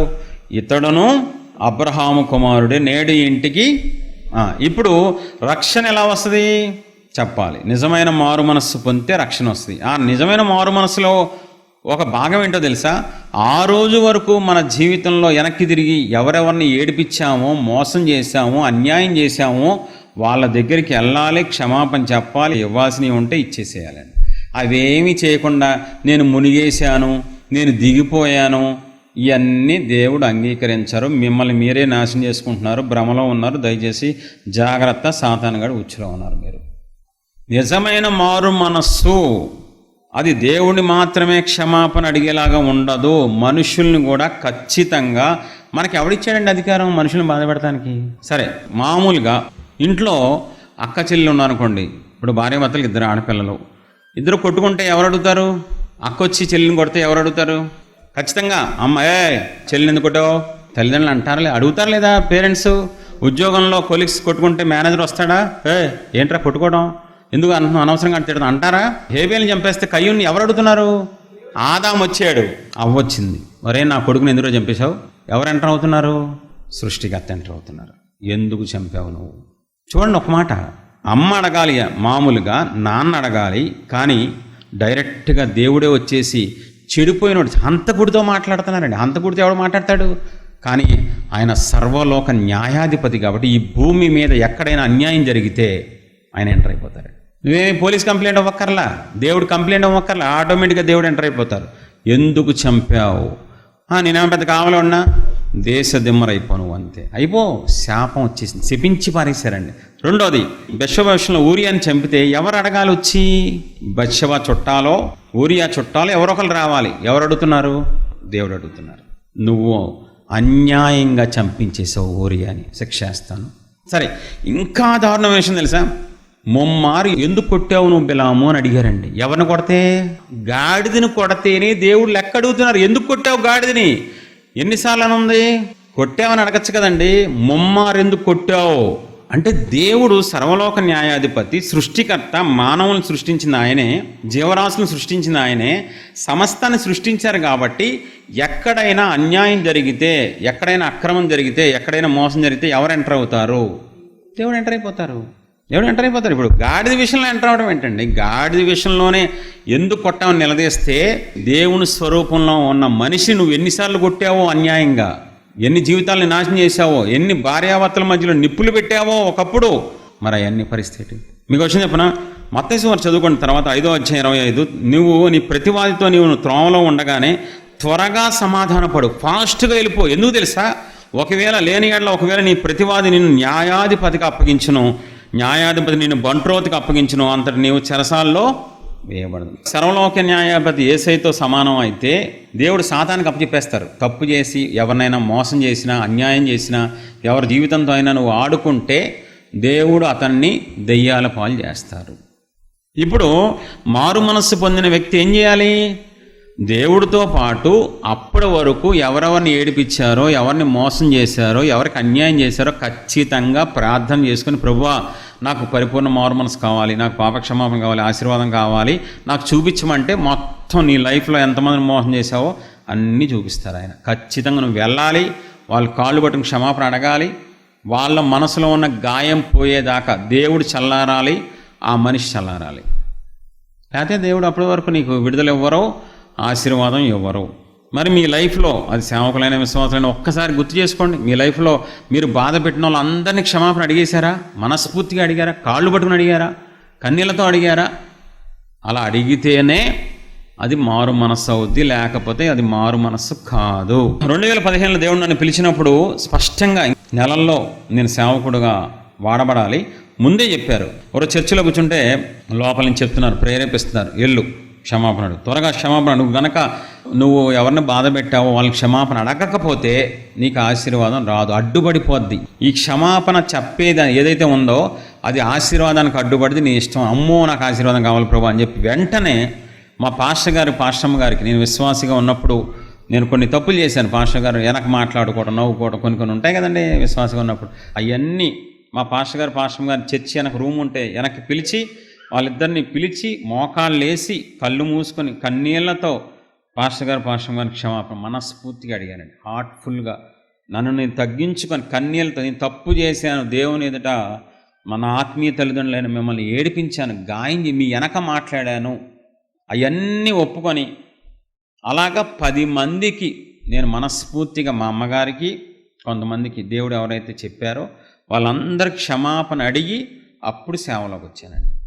ఇప్పుడు దేవుని పిల్లారా ఒక్కసారి ఆలోచించండి, మనము దేవుణ్ణి మాత్రమే బాధ పెట్టామా? కాదు. చిన్నప్పటి నుంచి తల్లిదండ్రుల నుంచి అందరినీ బాధ పెట్టాము. అది తెలిసవచ్చు తెలియకవచ్చు, మన వల్ల ఎంతోమంది గాయపరచబడ్డారు, ఎంతోమంది రోడ్డు మీద పడ్డారు. మన అహంకారం వల్ల, మన స్వార్థం వల్ల కొంతమంది ఉద్యోగాలు పోయినాయి, కొంతమంది జీవితాలు రోడ్డు మీద పడ్డాయి, కొంతమంది భార్యాభర్తలు కొట్టుసేస్తున్నారు. మరి అది క్షమాపణ అడగరా? మారు మనసు అంటే ఏదో ఒక లైన్లో మారు మనసు పొందేశానంటే అవ్వదండి. అది ఒక పెద్ద యాగం లాంటిది మారు మనసు అంటే. అలా చేస్తేనే నీకు ఆశీర్వాదం వస్తుంది. మారు మనసు పొందిన వ్యక్తి రెండవ లక్షణం ఏంటి? మనుషుల్ని క్షమాపణ అడుగుతారు. అబీగైలు గబగబా పరిగెత్తుకుంటూ ఏం చేస్తుంది? దావీదు కాళ్ళు పట్టుకుందా జుట్టు పట్టుకుందా క్షమాపణ అడిగేటప్పుడు? ఈ రోజుల్లో కాళ్ళు పట్టుకోవడం ఎంత కష్టమో తెలుసా? తల్లిదండ్రులు కాళ్ళు పట్టుకోవాలా? నేనా? యేసు ప్రభు వారే కాళ్ళు పట్టుకున్నారు. మామూలుగా దీనత్వంలో మనం ఎంతండి? మన బతుకులే పాటి అండి. ఎందుకంటే అంత అహంకారం ఏముందండి? వాళ్ళు వస్తే రేపు 2 ఏముందని ఇంతలో కనబడే అంతలో మాయం ఏ బ్రతుకులండి మన. ఎందుకండి అహంకారం? తగ్గించుకుందాం. కాబట్టి వెళ్ళి క్షమాపణలు అడుగుతాం, హార్ట్ఫుల్గా అడుగుతాం, కన్నీళ్లతో అడుగుతాం, గుర్తు చేసుకొని, తల్లిదండ్రులారా మీరు నన్ను పోషించారు, కన్నారు, మోసావు. నా తల్లి నువ్వు 9 మాసాలు కష్టపడి మోసి పెంచితే నేను బూతులు తిట్టాను, అవమానించాను, ఏడిపించానని కన్నీళ్లతో వేడుకుందాం. దానికి ముందు నేనేం చెప్తానంటే సేవకుడిగా ఫస్ట్ దేవుడు పాదాల దగ్గర ప్రిపేర్ అవ్వండి, అడగండి. నాకు ఒప్పుకునే మనసు లేదు, ఒప్పుకునే మనసు ఇవ్వండి ప్రభువా. నాకు ఎక్కువసేపు క్లారిటీగా ఉన్నదంతా ఒప్పుకొని నా తల్లిదండ్రుల గాయం కట్టేంతగా, మళ్ళీ లైఫ్లో నా తల్లిదండ్రులు ఏడిపించనంతగా ఒప్పుకోలు చేసే మనసు ఆయన మీద ఆధారపడి వెళ్తే ఆయన ఖచ్చితంగా ఇస్తారు. ఆ తర్వాత తల్లిదండ్రులు, పిల్లలు హ్యాపీగా ఉంటారు, కుటుంబం సంతోషంగా ఉంటుందండి. మారు మనస్సు పొందిన వ్యక్తికి ఉండాల్సిన 3వ లక్షణం ఏంటో తెలుసా? దేవుని పట్ల, మనుషులందరి పట్ల కృతజ్ఞత కలిగి ఉంటారండి. ఎంత కృతజ్ఞత అంటే అది మామూలు థ్యాంక్స్ మన వాళ్ళు ఈ మధ్యకాలంలో థ్యాంక్స్ అండి. 10 రూపాయలు సహాయం చేసామనుకోండి థ్యాంక్స్. అదే మనిషి 10,000 చెప్తా థ్యాంక్స్. అదే మనిషి 10 లక్షలు సహాయం చేశాడు థ్యాంక్స్. అన్నిటికీ ఒకటే థ్యాంక్స్ అండి. అస్సలు మారు మనసు పొందినోడు సహాయం చేసిన లెవెల్ని బట్టి కృతజ్ఞత పెరిగిపోతూ ఉంటుంది. అబ్రహాము హేతు కుమారులకు ఏం చేస్తున్నాడు? సాగిలి పడుతున్నాడు. ఎందుకు? స్థలం ఇచ్చినందుకు. తన భార్యను పాత పెడతానికి స్థలం తీసుకోండి అంటే మనోడు లెగిసి గబగబా అందరూ సమాజం ఎదుట అందరూ చూస్తూ ఉండగా సాగిలి పడిపోతున్నాడు. ఇలా సాగిలిపడి థ్యాంక్స్ అండి, మీరు నాకు అడగంగానే శ్మశాన భూమి ఇచ్చినందుకు. అబ్రహాము వయసు ఎంత తెలిసినప్పుడు 130 ఏళ్ళు దాటిన పెద్ద వయసోడు. ఆ పైన వచనం ఉంటుంది, హేతుకుమార్లు ఏముంటుంది తెలుసా? అయ్యా నీవు మా మధ్య మహారాజుగా ఉన్నావయ్యా. ఆ రేంజ్లో ఉన్నోడు తగ్గించుకొని కృతజ్ఞతతో ఏమంటున్నాడు తెలుసా? సాగిలపడి మీకు థ్యాంక్స్ అని చెప్తున్నాడండి. మారు మనస్సు పొందిన వాళ్ళు కృతజ్ఞత హై లెవెల్లో ఉంటుందండి, హై లెవెల్లో ఉంటుంది. దావీదు చివరి వయసులో చచ్చిపోయే ముందు, సొలొమోను రాజు అయిన తర్వాత దావీదు సేవకులు వచ్చి అయ్యా నీ కొడుకు నీకంటే బలంగా వాడబడాలి, రాజ్యాన్ని పరిపాలించాలి అనగానే మంచం మీద సాగిలి పడతాడంటే దావీదు రాజు అండి, చక్రవర్తి. కానీ పెద్ద వయసులో చక్రవర్తి స్థాయిలో ఉన్నోడు ఏం చేస్తున్నాడు? సాగిలిపడి కృతజ్ఞతలు చెప్తున్నాడు. ఈ రోజులు ఎంతమంది కృతజ్ఞత కలిగి ఉంటున్నారు? దేవుడి పట్ల, తల్లిదండ్రుల పట్ల, సేవకుల పట్ల. ఎలాంటి కృతజ్ఞత? హై రేంజ్ కృతజ్ఞత. బైబిల్లో పెద్ద పెద్ద భక్తులు ఎంత తగ్గించుకున్నారు, ఎంత కృతజ్ఞత కలిగి ఉన్నారు.